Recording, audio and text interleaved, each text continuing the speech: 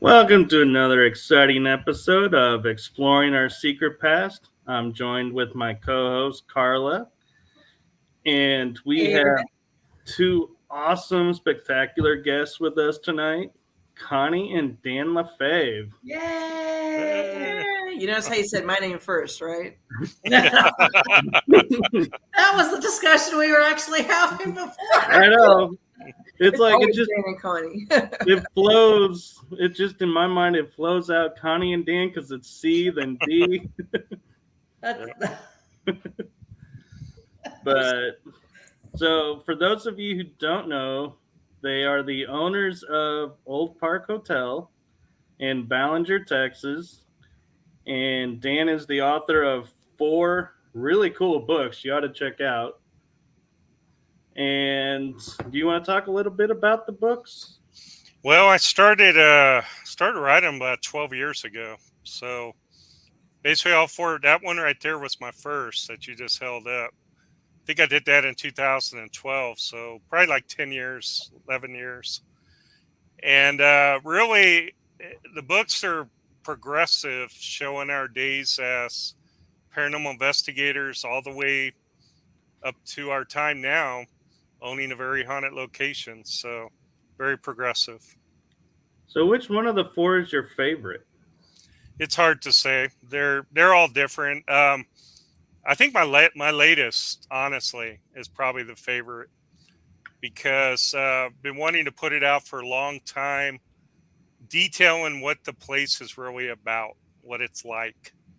I wish I would have gotten more stories from people in the book because I had a lot of people that said they wanted to do it, but fortunately they didn't make the deadline. But there were a lot more stories out there. I wish I would have had in the book, but it still came out good. I'm proud of it. It did. It's an awesome read. Yeah. that sets you up for book 5. Yeah. I was just going to say there could be book 5 there. Yeah. So, Connie, what is going on with you these days?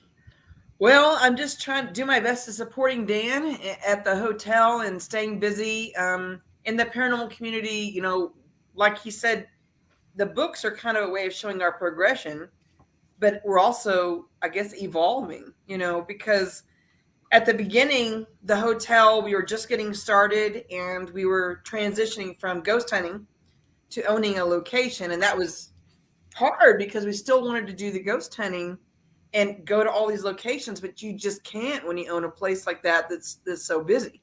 So we went from this transition from ghost hunting to owning a hotel, and now we're going through this evolution process where we're starting to get back out into the paranormal community and do things with other paracons and other people. And that's exciting because now everything's coming full circle and we're able to get out and do everything we enjoy doing for the first time.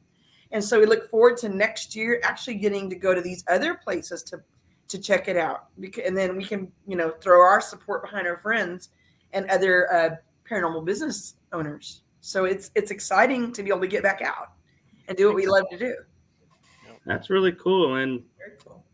that brings up an interesting question I came up with is because I've known you guys for now 2 years. So did you guys meet because of paranormal investigating, or how did that happen? I'll let Connie tell you on this one. Well, Dan was going through a divorce, and I was going through my divorce. I'll say which one. And we met because I was looking for a new avenue to just release, and I've always been interested in the paranormal.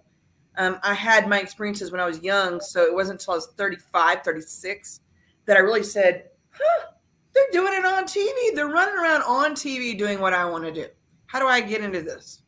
So I started looking locally in San Antonio where we were at the time to find a place, a paranormal group called After Dark Paranormal. And it was in San Antonio. And I was excited.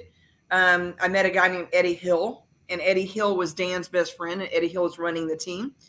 And so I joined the team, and but not before Dan and I started talking first. It might have happened after. I think it happened after. I joined the team, and then we started talking more. And then we realized we had a connection and started going out. So we realized we had a lot more than just the paranormal in common. Both of us played several musical instruments, and he didn't have any kids, and he wanted kids, and I had like 3 of them. So it worked out. And we just started dating, and we just realized we had a lot in common, everything that both of us wanted in another person. And ever since then, we've been this is our 14th year anniversary next week. So Yeah. Oh, Yeah, congratulations. congratulations. years. Goes by fast. Yeah. And so we jumped on the team and we kind of started dating them, but we continue to be very professional on the team and do things on the team as professionals. Hi, Shannon. There's Shannon. Dan was the lead investigator on After Dark Paranormal, and I came in as one of the researchers. And I was just learning the ropes. So Dan taught me everything he knew.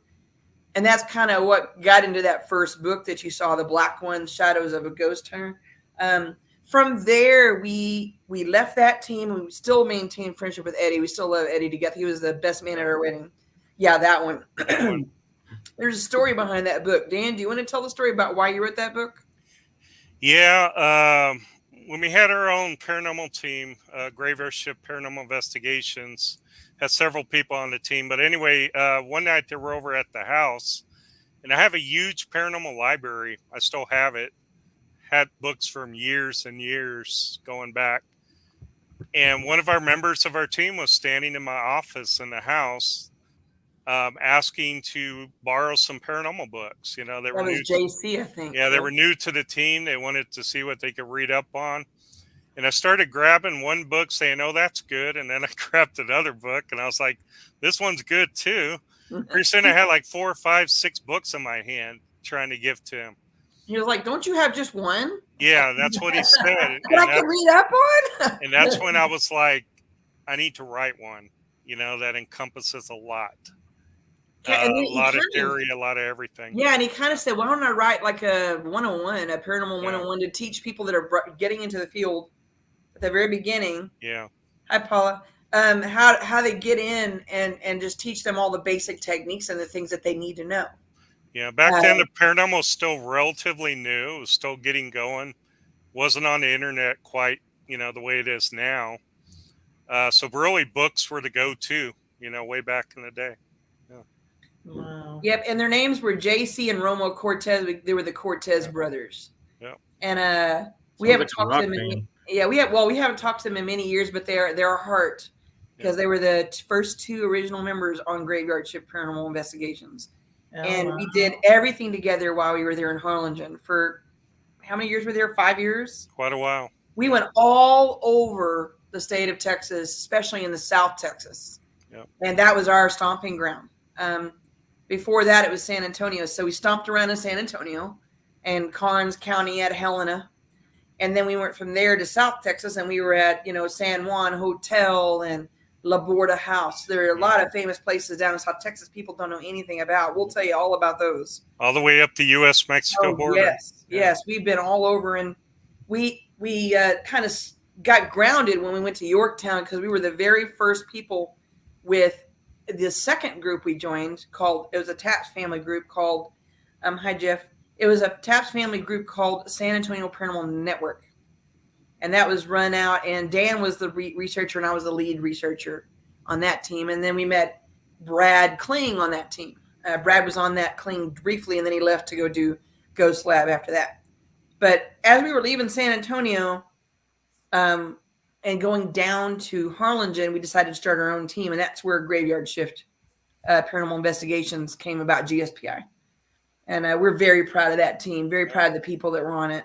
The things we did, the things we learned from each other, and on all the ways we debunked things and learned things. Yeah, one of our members was an active police detective on the team. Really? So, yeah. Wow. That is super Amazing. cool. One of our most favorite people that was on the team became our lead researcher and was with us for quite a long time, and that was Donnie Dixon. Donnie Dixon is known as the paranormal biker. And we love Donnie, and his wife is Wilma Dixon, and they're in Ballinger, Texas now, which is crazy because we never thought we would have some of our original team members in Ballinger. So we love them. They are part of our family forever. Aw. And if you ever want to learn anything from Donnie, he went and started his own, team called Dreamcatcher Paranormal in Missouri, and then they moved back down here. So, Yep. we have former team members spread out all over the place. But that brings us to that second book. The second book is kind of Dan and I's adventures, stomping all over South Texas. That the So we have a lot of supernatural really Yes, great that one. stories in there. Yeah. Yeah, I love that book. Yeah. Because that really talks about both of us and talks about our adventures and the things that we encountered. There was a really rough case we did in the paranormal. You know how it is. You go in and out of cases, private and public, and very, very rarely you might stumble onto something bad, like a demonic case. Right. I think it's very rare, and I think that we should be stomping around and singing that tune all the time. But in this particular case, we really did have a demonic possession, and we went all the way to Del Rio for it. I can't remember if it was in the Black Book. I think it was in the Black Book. Catholic Archdiocese called us in on this case. So was that from the Black Book, honey? The Black Book. I don't remember at this point which book it's in. I think it's in the back of the Black Book, one of the last chapters. Yeah. And then of course the Texas one with all of our adventures, Laborda House in Yorktown and going all over the places. When we were at Yorktown, we were with the Sapin, and that was the first group that ever stayed and actually investigated at Yorktown, and we did a documentary there. Dan and I did. Yeah, we did the first event in Yorktown, and 2009. Then we went back a few months later and did one of the first documentaries out of Yorktown. Yeah. And we were one of the first people to actually get Phil on tape. Phil's the actual owner of Yorktown. Joe, I still laugh about that because it's really hard to get Phil on camera. I'm one of the few, I think, that's done it. He's a great guy. Yeah. But the first two books were really a labor of love for Dan, I think. And I edited the first book and edited the second book, and the third one I just let him drive his own car. But in the fourth book, I got to write a little bit in there, so that was cool. And but if I could ever just sit down and write a book, it would be amazing if I had time one of these days. I'm more of a fiction writer, so I like to write ghost stories and stuff. So that's what I do. Yeah. But well, you have an author to play your ideas off of. Exactly. Well, he likes the current book I'm working on. If I can ever get off my duff and just write it, would be good. It would be fast. It would be easy to knock out. I just need to sit down and knock it out. But, Dan's taught me a lot about just sitting and being patient. And he's very good at it. Very good at I remember the hours and hours and hours he used to sit there with Adobe Audacity, sitting there listening to 4 hours worth of EVPs. It took him 2 weeks. I mean, wow. We were really, really good at slowing down and listening for every little. We were probably one of the first teams way back in the day to use like 8 cams taking in investigations. This was years ago. But, now we look at all those cams. That's a lot of evidence to look at. A lot of things you have to scan. Oh, I know. Yeah. And Dan used to use the the voice activated, and mine stayed on all night. Yep. You can imagine how long it took me. Oh, my God. We would log every time we heard something, we would log it, the time, and we would know to go back to that file and find it really quick after we were done. And that's how we did the DVD too. Yep. This is me sitting watching a DVD all night long.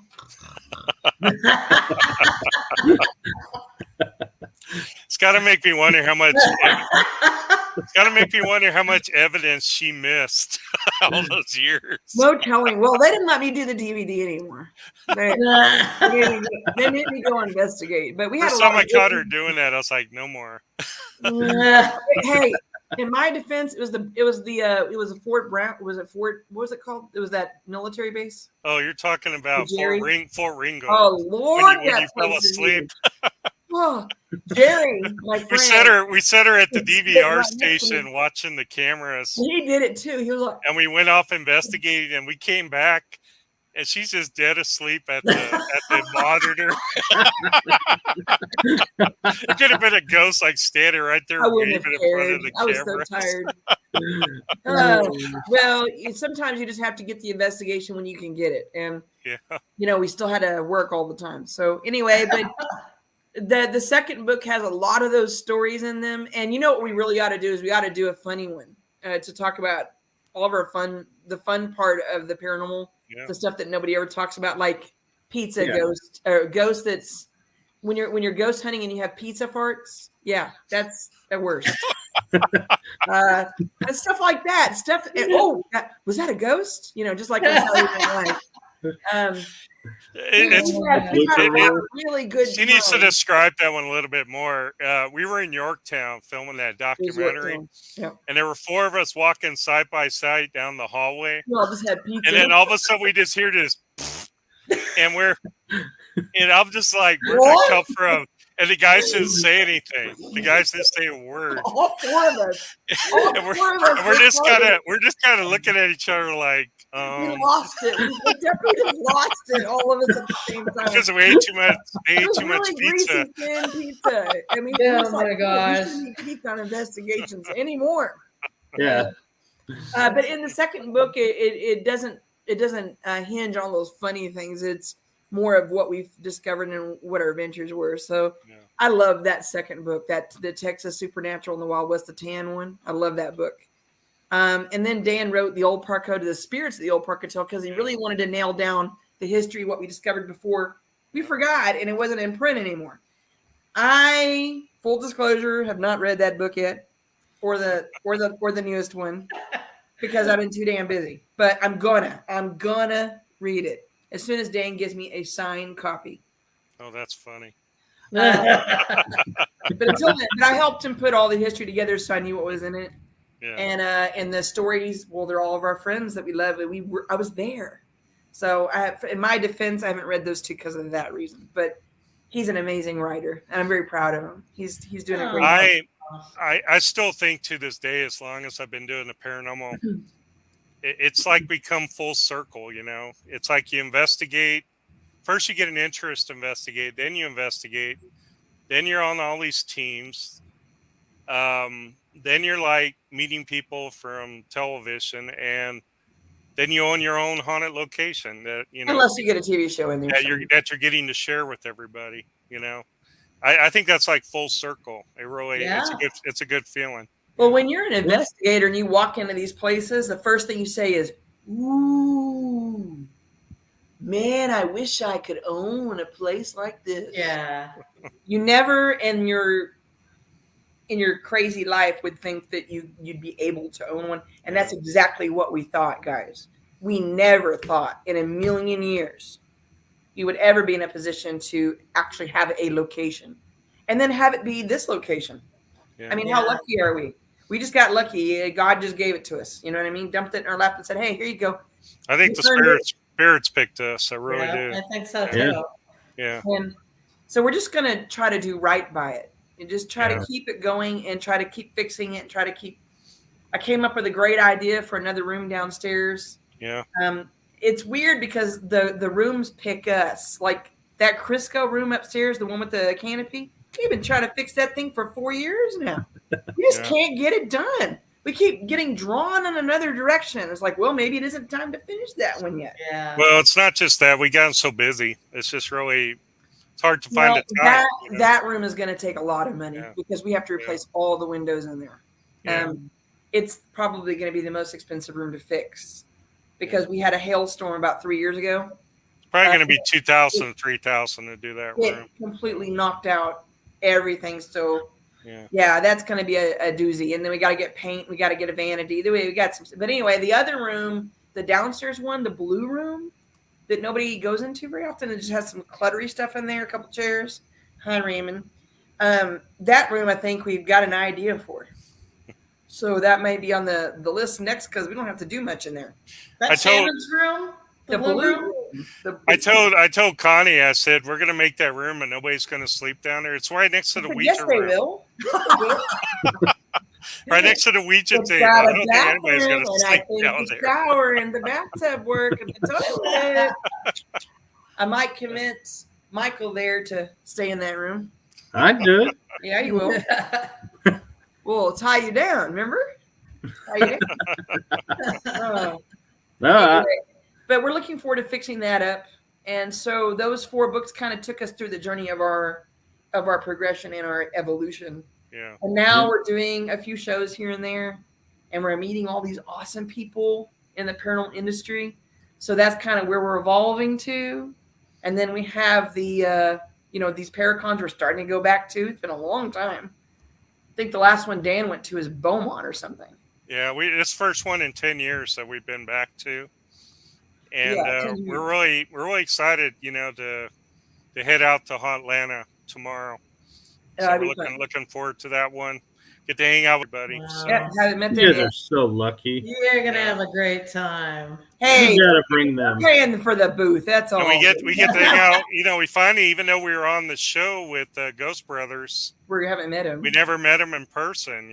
So this will be our first time. Oh wow! Basically getting together since we did the show. The first season. Dan talks to a couple of the guys, but I've never talked to any of them. Talked to quite a few people. He's way more popular than I am. The only thing I will say that's kind of hard with the Destination Fear crew is they don't investigate with people.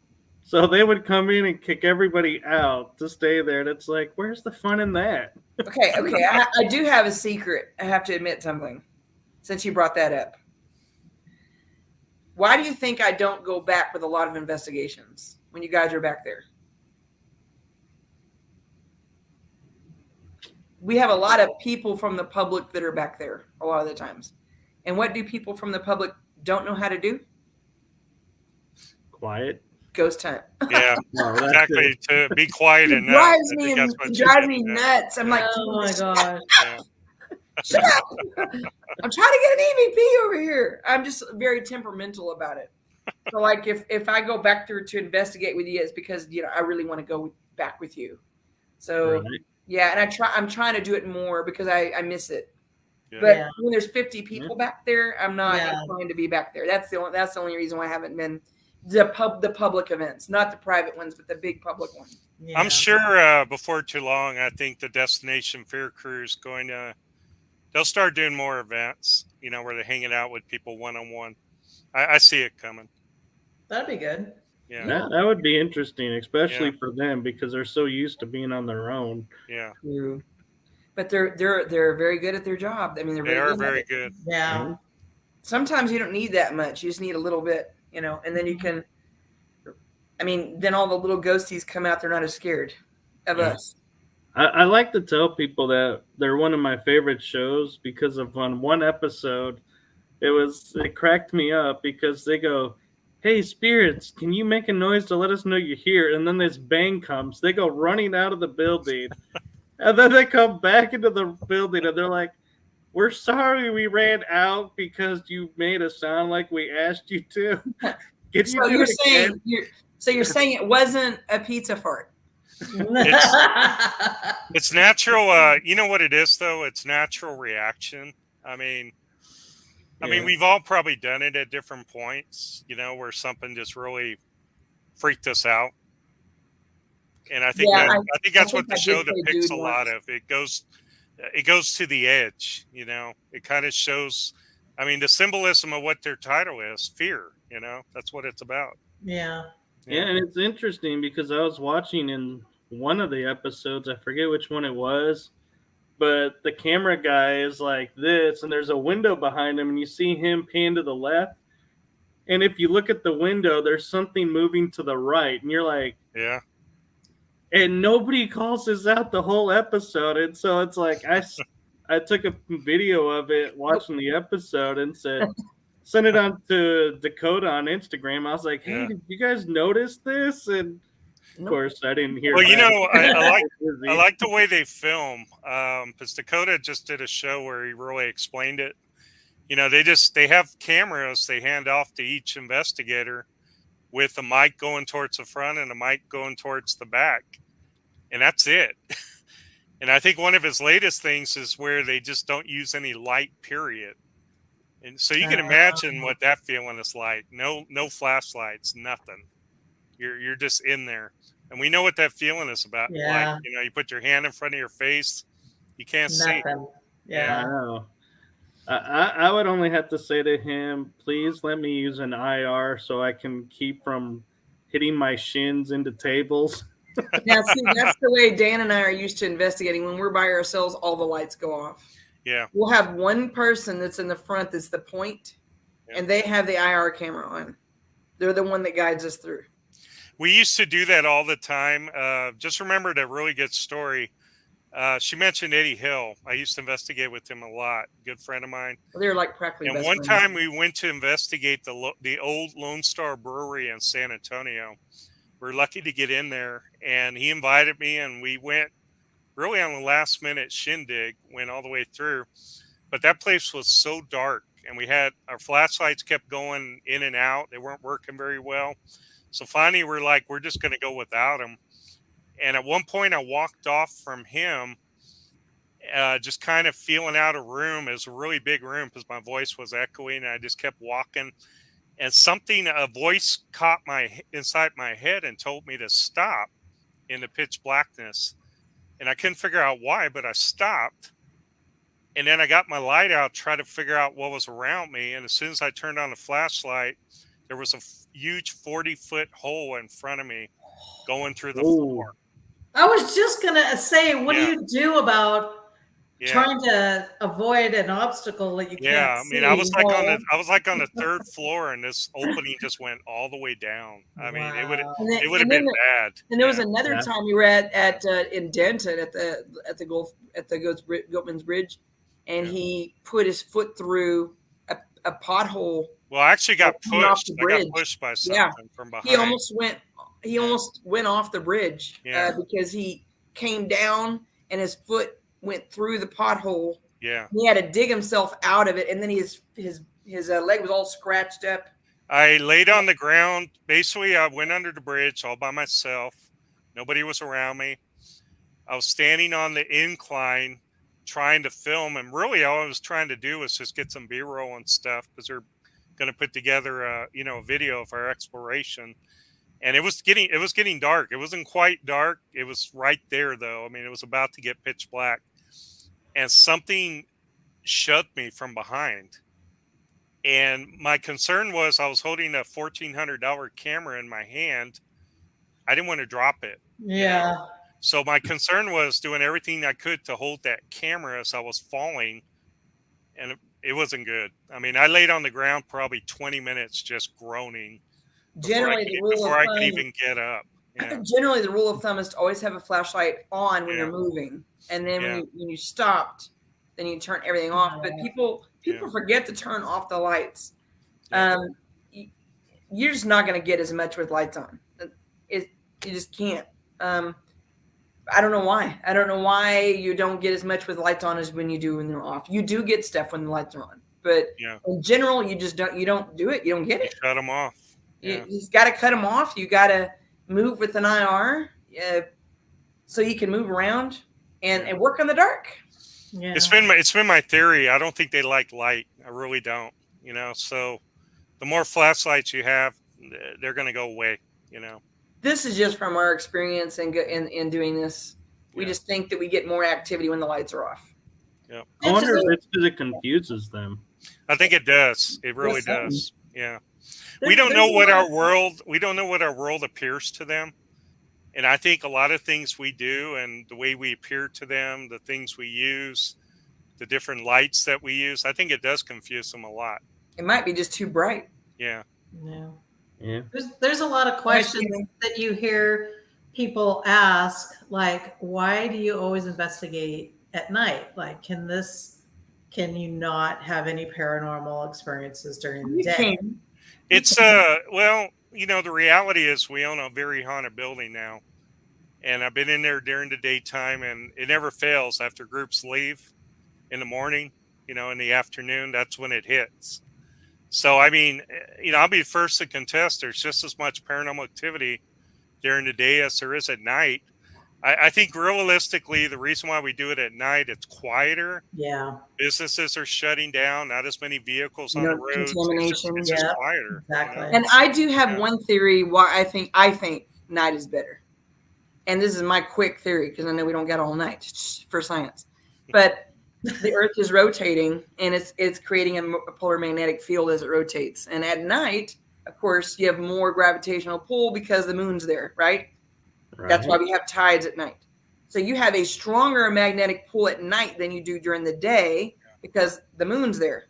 So it makes sense to me that spirits could manifest easier at night than they can during the day. It doesn't mean they can't do it. It just means it's easier. Got it. Yeah, that makes sense. Because I mean, all the equipment we use, there's two theories that we use on almost every piece of equipment. One is polar magnetic fields, and the other is frequency. Mm-hmm. Right. So most of our equipment is got some of that embedded into it somehow because we can measure both of those without any inconsistencies. Yeah, and look at what the moons do to us. So, yeah. So that's just my theory, and I think in the morning when we have the sun rising, I think we have a lot of paranormal activity, and I think at night when the sun is setting, we also have a lot of paranormal activity there too. I think also, we really don't know when spirits manifest. We don't really know what's happening there. I think it's very similar to ionization, if you guys have ever studied that or looked at it. When molecules basically, an example is like a paint can or something with aerosol in it. When it sprays out in a certain way, the can gets like super cold. Uh-huh. So we got to wonder, these cold spots that we're feeling, is that what is happening around us? That's that a very same cool type idea. of effect. Yeah. Yeah. That is interesting. Yeah. That's better than the idea of a ghost part. Yeah. You can measure polar magnetic fields. That's how all the equipment is made. You measure the ions that are moving around. That's how it's measured. Mm-hmm. And so, and with frequency, you can measure frequency at different distances as long as you filter out what is there. So, I like those two concepts, and I think those two drive most of the equipment that is made in the paranormal industry. I'd like to see more work with Tesla coils, as long as you don't blow anything up. She brings up an interesting point. I recently started studying 528 megahertz. Have you guys ever heard that before? I have. It's where light and sound meet at that frequency. It's the only frequency level where light and sound are the same. And surprisingly, it's the one that our bodies operate at. Yes. The thing I was watching deals with musical notes, harmonies. There's only like so many notes, and it all has to do with the frequencies. It's got to make you wonder, there might be a lot more out there. The thing I was watching was kind of discussing the pyramids, how they built these things, how they got huge objects to move. Right. And Chad, with Ghost Geeks, we were talking about it this weekend, and he pointed out that if you look at Egyptian hieroglyphics, there's always a picture of what looks like a priest or somebody or an engineer standing there with like what looks like a wand, and they make it look like they're lifting something. It's got to make you wonder. Those things with frequency, you never know. Yeah. You just don't never know. And I guess as time progresses and we continue to advance the field, and that's an area that we need to explore, probably. Yeah. Very Most good. Definitely. Yeah. And I also have a theory about portals. I mean, we know they exist, but what are they, and what do we think they are? Well, if you look at the Olde Park Hotel long enough, it's kind of our little research ground. What we discovered is the reason why I said sunrise and sunset is because we took a picture when we weren't there in the afternoon. It was like sunset around 7 o'clock, 6:30, 7 o'clock at night. It was summer. So the sun was still up, but it was starting to just kind of edge its way down. And took a picture and blew it up. And I said, what the heck is this? And there was about 3 or 4 people standing in the back. Nobody was there. Wow. So what we thought was, okay, so they're ghosts because we're not there. Okay, got to be ghosts. Why are they coming in at this time of the day? It's about sunset. Okay, so let's experiment. Let's see what happens when we go back on another night, the similar conditions. And we lay out EMF detectors all the way down the side of the hallway, and we wait. We wait for the sun to go down. And then sure enough, the EMF detectors went off in unison. Boom, boom, boom, boom, all the way down. That told us that the ghosts are moving in and out of the portal at a certain time at night And that makes sense that they would be doing it in the morning too, when the mist is forming back there. So I think ghosts move from place to place using their portals. And I think they have to meet a time and they have to get out of there, or they're stuck there till the next portal opens. Wow. And I think that's what's happening. But we would need to study it further in other locations where we think there are portals, and maybe, yes, a portal, Paula. Yeah. And yes, try it in different locations to see if we get the same results. Because if we do, we might have a new paranormal theory that we can explain. It makes sense. That's amazing. If the Earth is turning, like that, and we have a 24-hour cycle, and it keeps opening and closing like this, and it's going from place to place. Yes, Irene, definitely. It makes sense that might be it. And I think Irene's right. God's moved. Yeah. They said, it was said that God's moved from place to place like that. Right. I mean, look at the show Stargate. Yeah. That's exactly the point. Yeah, we know there's been technologies over time, and a lot of technology's been lost for one reason or another with each civilization. And we're getting to a point where we're starting to pick up a lot of technology. It's got to make you wonder, is something going to happen to our civilization where we lose the technology as well? Yeah. It's almost like a reset happens or something. But I do think it's happening, and I think it's happening every single day, and I think it's happening in many locations. I think the more historical the location is, I think the more activity you're getting. It's weird that I'm saying this, but at the Olde Park Hotel, we've had families from the 1800s and the early 1900s that we know live there, but we rarely, if ever, get any communication from those owners of the building. We get them from people that lived in the early 1900s that were maybe guests or that moved in and out of there. Yeah, that's the activity we're getting. It's different people. Yeah. We're getting the guests. We're getting, the bad guys, the outlaws, the people that are moving from place to place in the hotel.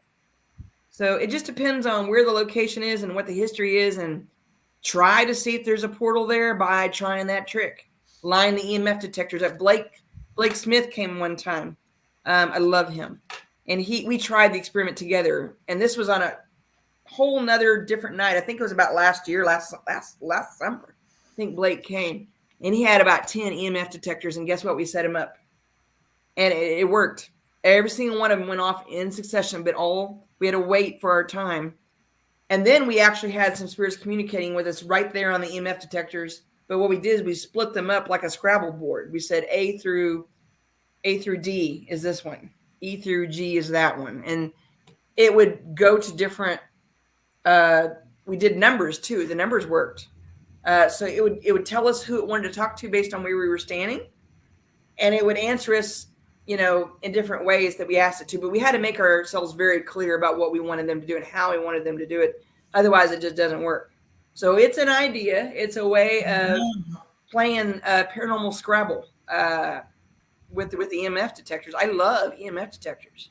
Wow. We've had them forever. Yeah. They really are nice. I love them. But with EMF detectors, think about it. They're smaller. They're smaller than the average piece of equipment that generates all that electricity and all of that polar magnetic field. They're smaller. Right. So the ghost can handle those. That's why we get more activity on them. It makes sense. Yeah. Yeah. So what's next for Olde Park? What's coming up so that if people wanted to come check out stuff? Well, we Saturday, October 1st, we got Chad Lindbergh coming. It's going to be a really good event. All the VIPs are sold out on that one. There's some general admission from what I understand. So that one's almost sold out, and that one's going to be a blast. I mean, Chad's very excited, opening October, going into Halloween month. We have a better event to do. We have a Flumeri Promotions event in March, but we don't have the details on that yet. I'm also talking, we're going to be doing an event on April 8th next year. That's the one I was talking about. With Mike Couch. And started talking with Mike when we were up in Wilder, Kentucky, hanging out with Nick Groth, Chad, and Dave Schrader and everybody. But I started talking with Mike then, about doing a charity event at the Olde Park. So we're not going to charge him a cent? Yeah, And we're every basically, penny we make is going to go towards that organization. we don't have all the logistics worked out. Obviously, we're going to add things to the plate on that one, but it is going to be a charity event. We might even bring some important people in. I don't know. We'll see. So I can't say much more on that except that we're planning it out, and it will be April 8th of next year. We want to help. Yeah. It's our turn. Also have some other big events that I'm discussing with people that we're going to have coming up in 2023. Just can't say who they are or when it's going to happen, but there's some good stuff coming. Excellent. Yeah. That's And going we to have, be exciting. we have at least 3 paranormal lockdowns right now. Yeah. 2 of them are sold out and one of them's almost sold out. So you can still we have about between 5 and 8 more tickets for the paranormal lockdown for January 27th. Yeah. And You want that's to share real quick what the paranormal lockdowns are? sure. We came up with the idea because back when we were first starting, we didn't have a lot of business. We this would be a great way to bring everybody together where everybody could afford it. Because at the time we were only charging $250 for an overnight, lockdown or an overnight. So we came up with the idea of paranormal lockdown because there are a lot of people out there that can't afford to pay the now $325 or can even rent the whole building out by themselves. So if we did this, we would sell it for $50 a person. They would get their own room. We would have snacks, and we start out with a nice scary movie, and they have check-in. And so we put them in a room, and we do a ghost hunt, and we turn them loose at about midnight, where they can run all over amok and ghost hunt themselves, and they get to sleep at the Olde Park Hotel, and all of that is just for $50. And we also bust out our equipment. We do a paranormal one-on-one. We do let people Bust use out our our stuff. because we're there. We're there. Yeah. We don't ever give our equipment to people that we're not going to be right with the equipment. Yeah. Because you know how expensive it can get, and too many people have walked off with things or dropped things. Yeah, you don't want to put a $1,300 video camera in somebody's hands you don't know too well, Yeah. Right. Paula's been with us almost all night. She said she's getting ready to go to bed, but she just got to hang around a little bit more. Yay, go Paula! Yay, Paula! Paula's actually in Arizona, I believe. I love Arizona. Love it. I love that place. I was there as an Army intelligence analyst. I was there in Sierra Vista for like 8 months to 9 months for training. And I loved being there. I could breathe allergies. It was great. But and really cool fact, Irene, that's in the chat room, she's in Japan.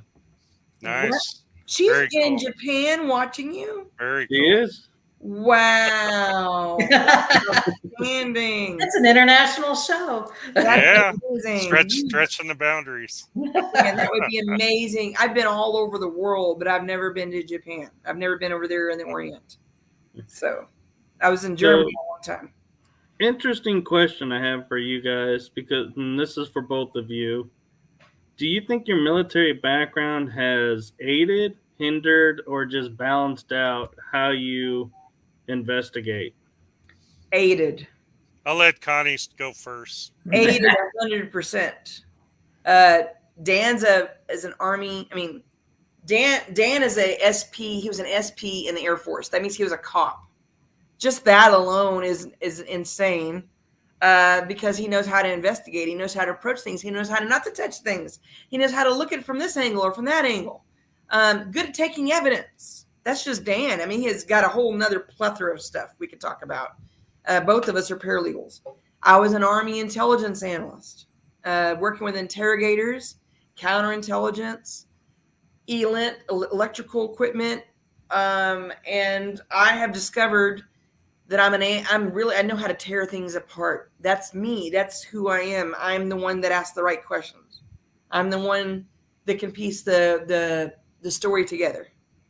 I come up with different ways of looking at patterns with holes.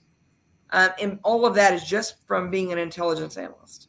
And not to mention, we were both paralegals, and I was training as an appraiser for houses. So like I know how certain things are sometimes we have problems with houses that create what might seem a paranormal effect. And then Dan, you know, he's got. You want to talk, Dan, a little bit about what you?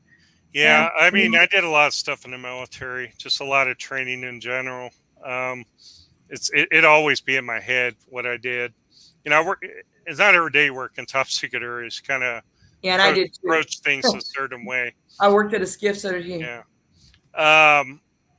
A lot of it, you know, a lot of it gets is tactical. And then I went to work in the insurance industry for a long time. And I used to actually investigate people on insurance claims. I used to actually bust people on insurance fraud, you know, for my investigations. So I tend to, I look at things a lot pretty deep. Connie goes deeper than I do. She's more analyzing. I got and drifted more to the sensitive side of things. I think because I've done this so long, I can just feel things, I think, a lot more. It's true. He's way more sensitive than I am. Now, there's one thing I've always wanted to do, and if ever presents itself, I'd be all over it. But I've always wanted to form a military recon exploration for a show and go looking for Bigfoot in the military way. In other words, the way we used to block off areas. Military paranormal people. That's the way we would block off areas. Yeah, let us do it. And if a Bigfoot came into our area, ours. We definitely get it on camera. You know, that's just the way we are. Yeah. Who puts up a 360 camera and then runs away for 24 hours and just comes back? I mean, the idea is, you know, get the evidence. You know, we wouldn't, if the creature does exist, we wouldn't hurt it. Obviously, you know, we wouldn't do anything like that. But I think a lot more recon needs to be done in a military fashion to really nail the footage down. You guys can probably agree there's so much Bigfoot footage out there. Some of it's really good, but at certain points it just stops where the people either ran or they just didn't know how to film right, you know, or they obviously didn't go towards it, because if they went towards it, you'd see a lot better footage, you know, things like that. Yeah, Dan and I have a method. Yeah. We would be completely camoed up, of course, and no one would know we were there. Yeah. But there's ways of doing it. And I mean, if that ever presented itself, I have friends in the military. If we ever went and did this, that would make a heck of a show. That would be cool. Yeah. Awesome. Yeah. Now, question for you, Dan, because you were in the military, and that's your story is on Paranormal 911.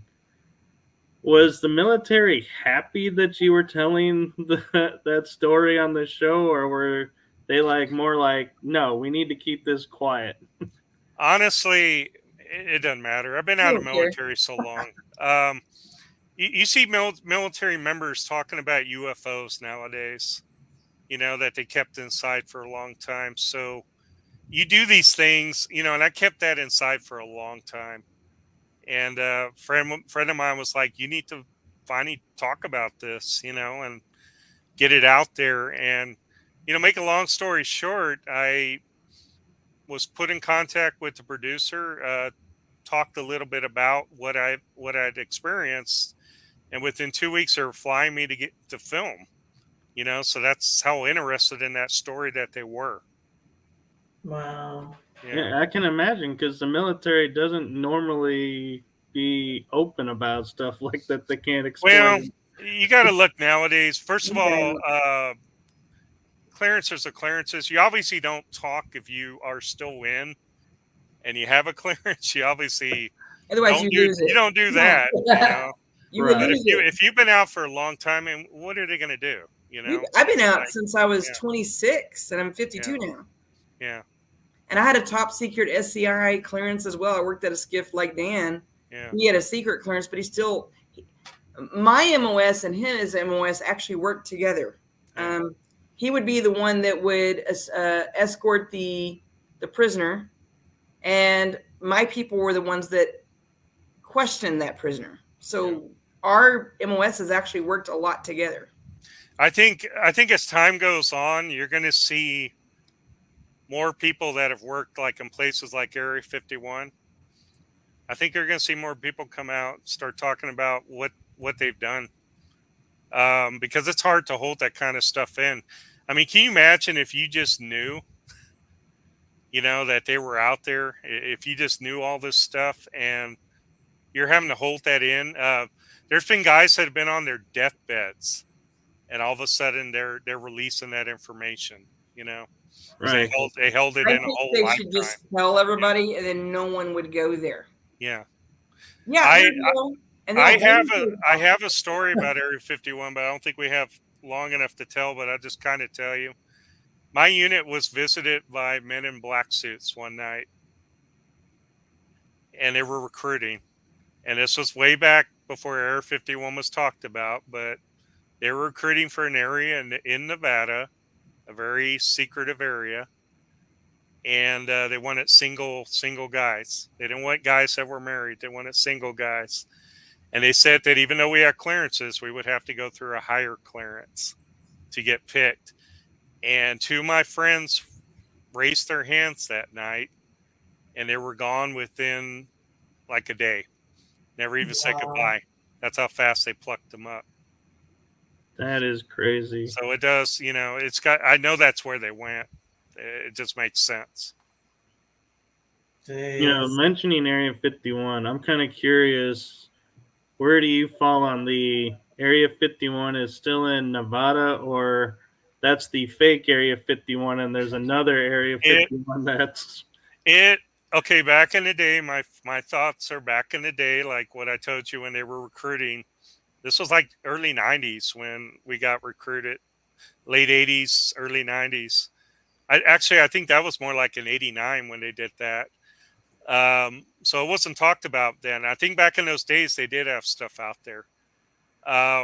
It's not, I don't think it's there anymore, honestly. I think there's another place. But there's also a thing called plausible deniability. Is if you make something look silly enough that it can't possibly be there, then people quit believing that it's there. So that could be a psychological approach that they're using. I do know there's a lot of security there. There's 4 levels of security going into Area 51. There's nothing there. Yeah. I mean, if you're obviously they're testing, weaponry and new things that haven't been introduced to the public, but it's still a good place to hide things. And I know back in the day we were all underground, so I can tell you right now that base is probably a lot larger than it appears underground. Most likely. Yeah. Oh, I can imagine. I think the top's just a decoy, honestly. I think it's all Probably a whole underneath. city under there. I bet you it is. Yeah. Probably goes for miles. And I'll agree with you about their security being like multi-leveled, because I was watching a special where a guy was on a mountain looking through a telescopic lens there, and all of a sudden he turned around and there were 3 military vehicles behind him asking what he's doing. I was like, how did he even know he was there? And that same mountain that he was on, which I forget the name of it, but Tikaboo, I believe, that whole thing has been cordoned off, and now it's part of Area 51. So every possible vantage point that there ever was, they've taken that property. Yeah, you gotta love that eminent domain that they use. Yeah, I think the only mountain shot you can get now is from about 11 miles off on one of the mountains, and you have to have like a really powerful camera. Imagine shooting 11 miles and trying to get something in focus. Yeah. I can barely do it with a 100 millimeter camera. Yeah, right. Yeah. So I also saw recently that you guys are going to be coming in November to Jefferson. Yeah. Yeah, we're going to be at the History and Haunts event, November 5th, Saturday. Just got invited, and we're looking forward to speaking. I mean, like Connie was saying at the very beginning, we want to get back to a lot of what we used to do. We used to stand in front of very large groups. We stood in front of large Rotary Club groups, you name it, talking about the paranormal. And we like to do that. We're actually pretty good speakers when we get in front of people. And I'm glad we got invited to this, because I think it's I've going to never- open more I've doors. never been to Jefferson. Yeah, she's never been to Jefferson, Oh, so wow. I've been there. We'll love I it. take care of that. Yeah, I used to We'll have to investigate. show you around. Yeah, I used to investigate Jefferson like 25 years ago. So I'm a Jefferson virgin. Oh, nice. yeah, We got you covered. Carla and I will be there. You'll be, We'll be there. Protect to me, right? so we're hopefully this is going to be a good thing in November, and I think 2023 we're gonna hopefully get invited to some more paranormal speaking engagements. We're just trying to get out and enjoy this before we won't be able to anymore. Yeah. So hopefully next year we're looking at hopefully getting a camper, and we want to go visit all of these wonderful places, all of our friends' places. We want to go up to New York. We want to go, to all these places in Mineral Wells and Baker Hotel, and just go all over the place and check out everybody else's places. I want to go see my friend Ashley Storm at Broken Bow. I love her. She's my friend. I haven't seen her in years. We just met Stephanie O'Reilly. We love her. Yeah, I can't wait to go check out McIntyre. We're actually planning that one. Yeah. McIntyre. We were going to go as a group of friends, and sleep on cots and stuff. And I think it would be great. So we're looking at maybe that next year. So Nice. but we're just trying to get out and see all these places that we don't get to go to ever because Yeah. we're so busy. And luckily we have a great couple of friends in Ballinger who are willing to watch the hotel for us a couple of nights so that we can take off. Thank you, Sandy. We love you. She lives in Ballinger, and she has been one of our oldest friends at the hotel. She was the first friend at the hotel. Yeah. She's been there since the very beginning, helping us fix that place. Wow. Just when we thought, oh, I don't know if we can do this, Sandy was there, and her friends Carolyn and Richard. So we're very thankful for the three of them. All of our friends. We're thankful for Dylan Lane. We're thankful for Natalie. Thankful for you guys We're coming. thankful for you guys. Yeah. We're thankful for Linda. We're thankful for Sal. Support. We're thankful for our friend Stephanie Van Tassel. I miss her. We're thankful for Sharon. I love my Sharon.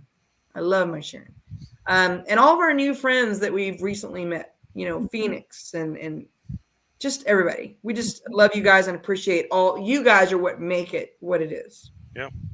Yeah, and I gotta give a shout out to both of you because not only are you authors and owning a hotel, haunted hotel, investigating, you're also teachers. Yeah. Got a stack of 80 essays. That's a grade right here. Yeah. A lot of papers to grade These are the right rubrics. These are just the rubrics. Okay. I've graded 4. That's it. So, I don't know how we do it. Honestly, we balance a lot on our plates. Yeah. You have a lot on your plates. Yeah. And now you're starting to do events and going to public appearances. Wow.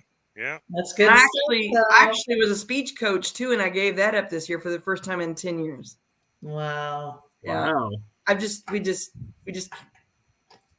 and we want to spend time with our son, even though he's 14 and he has his own life and he does whatever he wants anyway. And we've got an 18-year-old that's in college and a couple others, and I look forward to seeing my oldest son is 29 today, so that's exciting, and I have 2 grandkids. So we're looking forward to thank you. But we're looking forward to seeing our family a little bit more and spending time together. Dan and I don't get to spend time together. I know it doesn't seem like that, but he's always at the hotel on the weekends, and I'm always here. Yeah. Sure. We're going to take some more trips just ourselves. That's why we're doing this. And so we can, just get out and see you guys. Yeah. You guys deserve it. It's our turn. Yeah. Well, it's our turn to come see you. Yeah. You always come see us. Yeah. Spend all your money and gas and you come see us, and it's our turn to come see you guys. And tomorrow night this time we'll be on the road to Atlanta. So you guys are going to have so much fun. Yeah. So I'd be so tired. Well, I don't mean to cut everybody off, but we got like 20 seconds because I know you guys. All right. wanted, Well, we thank you for having us on. Yeah, thank you very much. Thank you for coming. We love you both very much. Oh, we love you too. Yeah, we love you too. We'll be back soon. Keep the haunt alive. Oh yeah. Can't wait for the first and hanging with you guys in Ballinger and in Jefferson. Yes, a lot coming up. Yeah. We'll see. All right. you Well, All right, you good take night. care. Thank you for Good having luck me. with the papers. Thanks to All everybody right. for being on the Hey show. guys, All right, bye-bye. great talking with you. Yeah. soon.